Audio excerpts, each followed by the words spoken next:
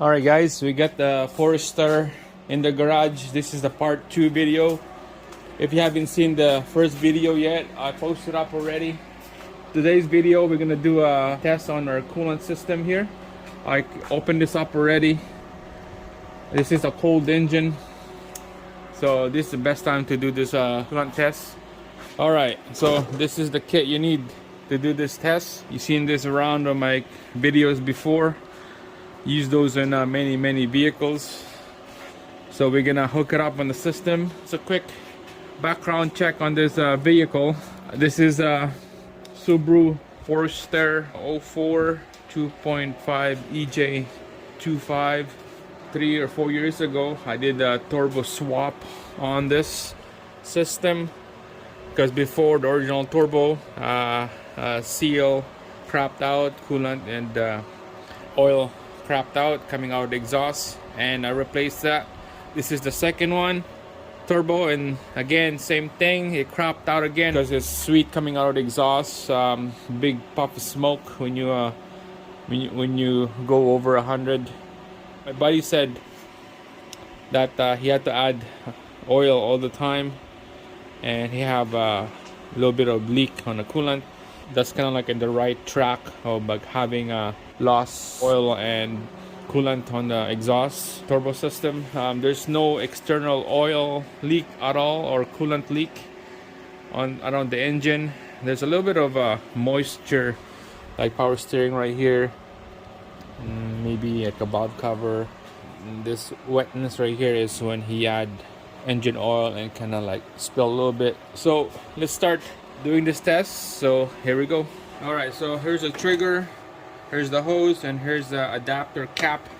That's all you need to do this test. So I found the right size. This is the second from the smallest. I'll put that in like that. We'll lock it down. So system On a cooling system is it's gonna hold 15 to 16 psi right here. You don't go over green or you don't go under on blue, so you stay on those range. All right, so you can see 15, between 15 and 16. Okay, we're gonna leave it like that. I'm gonna have to listen for the sound.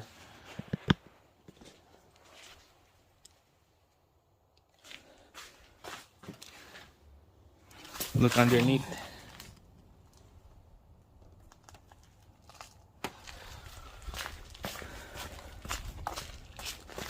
The exhaust.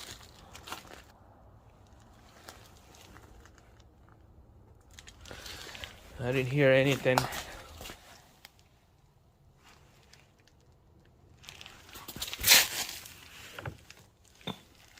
That's water.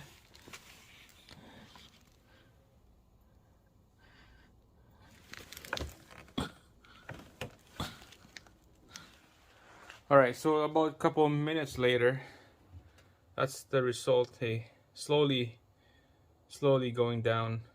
It's gonna be tough to find this leak. It's a slow leak. Let's jack up the vehicle up and let's go underneath.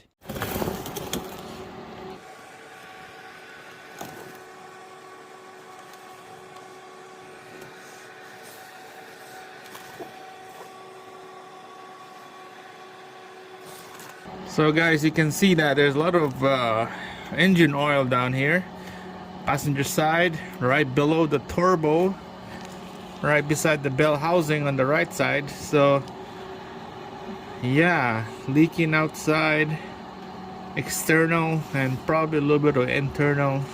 So it's hard to see from all this stuff on the way, so better to open it up, take some parts away so we could get a better view on this. This is probably why you get that losing engine oil on this, because it's all coming out from this side.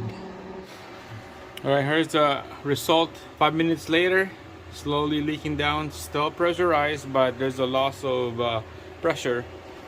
What I'm gonna do next is I'm gonna just start the engine, get the coolant warm up, and let's see what kind of movement we'll get with that needle, because sometimes we'll have a movement pressurized. That's cost of like blowing head gasket, but we don't know. We're just gonna start the engine to see what kind of result we can get.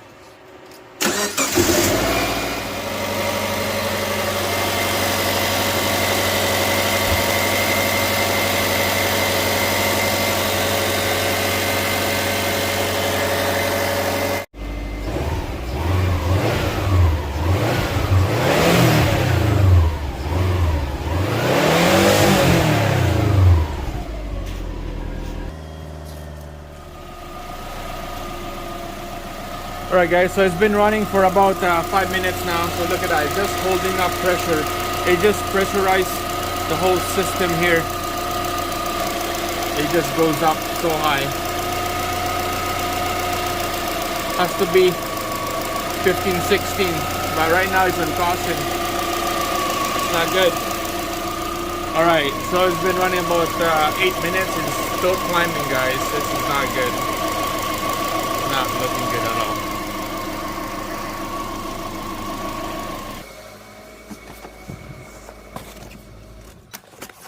Because of that pressure on the coolant is going up, we're gonna have to do a compression test on the cylinder, because it's just building up pressure on this Medevac coolant system gauge here. It's building up pressure, and not supposed to build up pressure like that. It should be stay at 15 to 16 psi.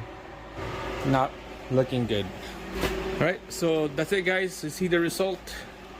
Definitely need a turbo, and we're gonna be doing further diagnose on this. We'll take out one spark plug and we'll do a compression test.